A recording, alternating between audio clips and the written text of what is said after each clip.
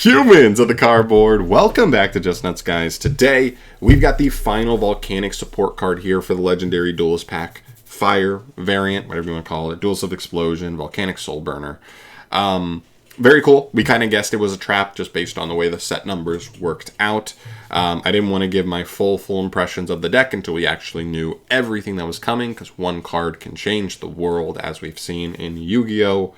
You know, a Spiral Double Helix, for example. But yeah, really cool stuff. I just tried to make this video, so I do know what the card does already. So let's just jump into it. This is Volcanic Emission. It's a normal trap card. It does have Volcanic in the name, so it is searchable in the deck. Very searchable now.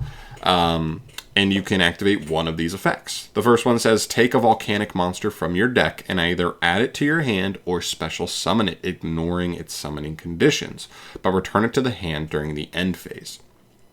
Second effect says, target a pyro monster on the field. Inflict damage to your opponent equal to its original attack. If you controlled the target at activation, the damage inflicted by this effect is halved. I'm not fully sure what that means. This has to target a pyro monster on the field. How would you not have the monster on field at activation? Unless it means the activation of the entire card, like when you choose to flip this card up. But I don't know. To me, this card is just okay. The one main thing that I think this card does, that's like the biggest thing for the archetype more than anything, is it lets you get double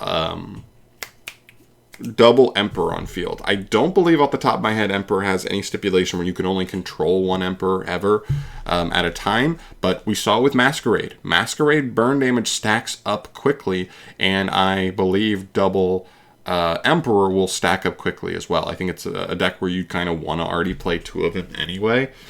So being able to get to that second one is huge, right? Considering this is a deck where, like, if you are resolving some of your effects going first, you're probably burning your opponent for 1,500 to 2,500 turn one. That's probably the range generally if you're resolving your stuff, at least from what I've seen from like online replays to this point. Then from there, Emperor is burning your opponent for 500. Is it for every special summon? It's something like that. I can't remember if it's special summon or activated effect, but either way, you need a lot of each to kind of play in modern Yu-Gi-Oh! So 500 an activation means, you know, they could handle 12, 13 activations on one, but when you have two, now you're looking at 5 to 6 activations. Same thing with Masquerade. It's kind of putting that double clock on them. And the whole thing with this archetype is you don't even need to get him to 0. You really don't, because Emperor, if you just like link him off next turn, or he just ends up in grave or hand or whatever next turn, you just use his effect again, summon back, burn for game, usually. Because that next burn will probably be for 2k-ish. And that's honestly the more crazy part there. The second effect is fine. You know, it looks like most of the time it's just going to be half. So targeting an Emperor burns for 1550. That's not bad, especially for where the deck is. And, you know, if the second Emperor doesn't seem viable, or maybe you already have him in hand or something, still burning for that 1550, or summoning out a follow-up, right? Let's not ignore the fact that we can summon any Volcanic here, so summoning a Trooper to search a follow-up card, right? You know, Rocket as well. Those are the bigger ones. I guess you could summon Rimfire as a floater, but not super crucial there. It's fine. I think overall, the fact that there's not a legit interruption we're getting off of this card most of the time is the weakest point of it, right? We're just talking about a trap that is like kind of an engine pushing trap on the opponent's turn, but if it's not leading you to interruption, it makes me wonder if it's just going to be too dang slow. But like I said, maybe there is enough cachet to just setting up the double Emperor, and having double Emperor setup could be good enough going first, or maybe it's just a one-off. Doesn't have to be anything crazy. Just throw it in as a one-off, and that can definitely help get the job done.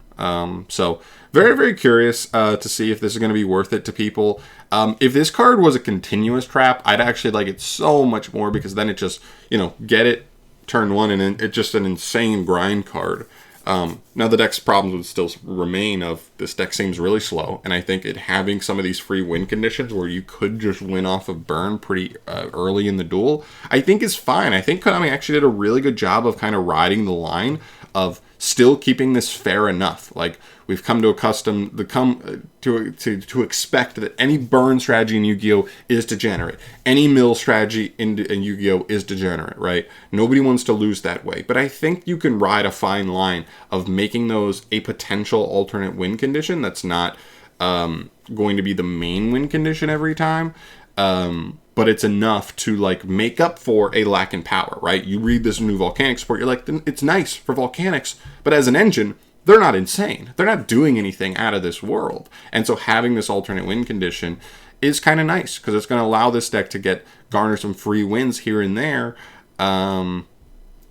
Assuming the engine's not getting it done in those certain duels. So it's cool. I think they did a really good job of it. This does leave us in a place where all we're waiting for the Fire Legendary Duelist is the final Salamangreat card.